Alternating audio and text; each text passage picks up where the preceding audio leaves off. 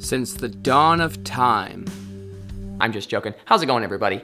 Ever since I was a kid and I screwed that first piece of pallet wood to those skateboard trucks over 20 years ago, I've known that what I really enjoy most is just making things. The problem is that I've never had all of the tools and all of the products that I've wanted to make the things that I want to make, and so I've always had to just make do with what I have.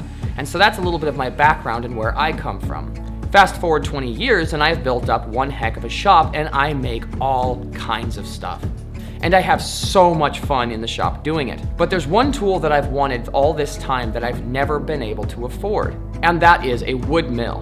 A wood mill is designed to cut solid wood out of trees, which is the most fundamental part of the woodworking process. I mean, if you don't have boards to work with, then what are you gonna make things out of? So what I really need is some way of milling these boards.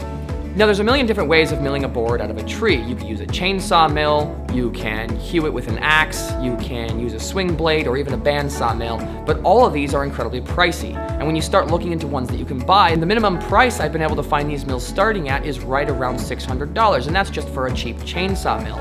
Once you get into actual mills, like a bandsaw mill, you're talking a minimum of $3,000, and that's the low end of the rung. $10,000 if you want a really nice one.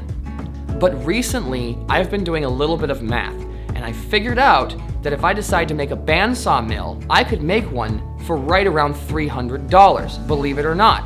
So over the next couple of videos, I'm gonna be making one of the projects I have been wanting for at least 2 decades now, and that is my wood mill. Now, I can't guarantee the project is gonna work perfectly. I can't guarantee that everything is gonna go flawlessly. In fact, I know it's not because I've already started building it. And I have had to engineer my way out of so many jams so far, but the fact is, it's working. So what I'm gonna be doing over the next couple of months is uploading videos of the process of making this mill and getting it up and running so that I can start milling my own lumber. And if that's something that interests you, I would invite you to come along and learn with me. Because the fact is, I really have no business building something like a mill because I've never built anything like this before. So if you have any expertise on this kind of a project, I would invite you into the comments so that you can help me figure things out as I go, and also so that you can learn something along the way as well. And if that's something that interests you, feel free to subscribe so that you can follow me along that process. Anyway, thank you for watching. I'll see you in the next video.